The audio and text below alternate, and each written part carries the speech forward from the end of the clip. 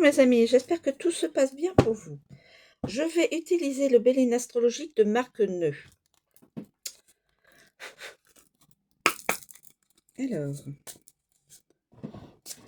s'il vous plaît, pouvez-vous me donner un message? S'il vous plaît, pouvez-vous me donner celle-là déjà? Non, c'est quoi? L'eau.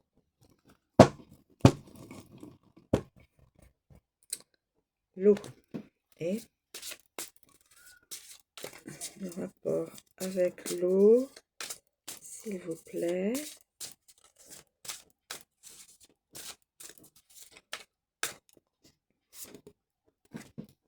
L'entreprise. L'eau, l'entreprise. Y a-t-il un message autre, s'il vous plaît? S'il vous plaît.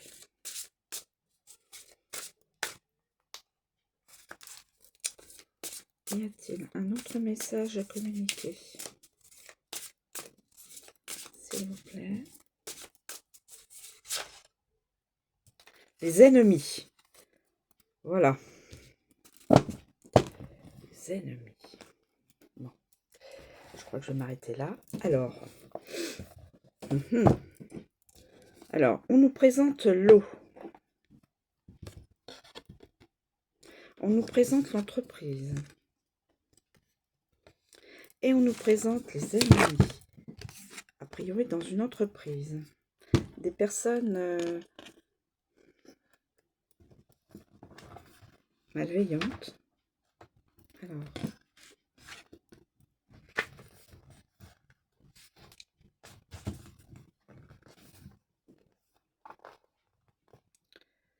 Alors, domaine professionnel pour l'eau.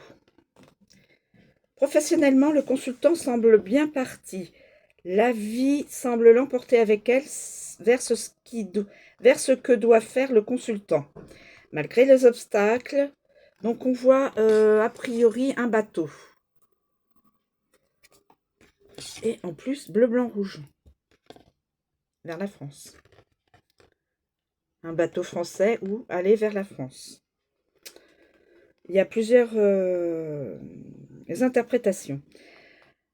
Malgré les obstacles, le consultant parvient à avancer et à faire marcher ses affaires.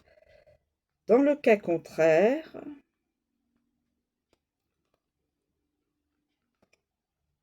le consultant doit apprendre à lâcher prise et à faire confiance au destin. Tenter de maîtriser les choses à l'extrême et vouloir n'en faire qu'à sa tête n'apportera que des soucis. Sentimental. Sentimentalement, cette carte est délicate. Le sens général serait que le consultant est sur la bonne route, qu'il suit le bon chemin vers son bonheur, mais le bateau est seul en pleine mer. Cette carte peut donc aussi indiquer que le consultant souffre de solitude, certainement parce qu'il idéalise l'autre ou la relation éventuelle. Il vit dans une sorte de rêve qui ne correspondra jamais totalement à la réalité et s'empêche ainsi de le réaliser. Les carteliers permettront de trancher sur la signification à donner à cette carte. Domaine spirituel. Cette carte présente une personne avec un ressenti très fort. Le consultant est doté d'une forme d'intuition qui lui permet d'avancer avec sérénité sur le chemin de la vie.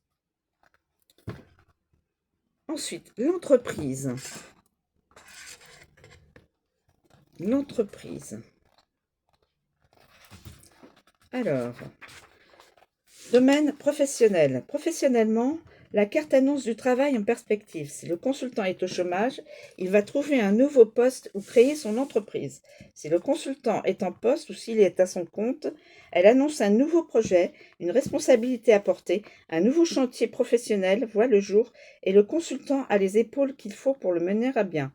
Le consultant pourra aussi se faire aider et conseiller par quelqu'un de qualité dans le domaine, car le compas et l'équerre entrelacés sont les symboles du compagnon, pas ceux du maître. Sentimental. Cette carte est axée sur le domaine matériel. Pardon. Elle n'a pas de rapport direct avec la vie sentimentale. Cela dit, elle peut annoncer que le consultant fait ce qu'il faut pour rencontrer quelqu'un. Il ne reste pas passif devant le constat de la situation. Il prend les choses en main pour que ça change. Si les cartes liées sont mauvaises, le contraire est à craindre. Le consultant est passif devant la situation et ne fait rien pour que ça change. Si le consultant est déjà en couple, celui-ci se prépare à passer sur un autre plan. Quelque chose est en préparation et c'est généralement à l'initiative du consultant. Côté spiritualité, le consultant peut s'engager, il doit toutefois le faire accompagner et bien choisir ses compagnons de route. La carte encourage l'engagement dans une société initiatique, à lui de faire le bon choix. Et donc, la carte de l'ennemi, des ennemis.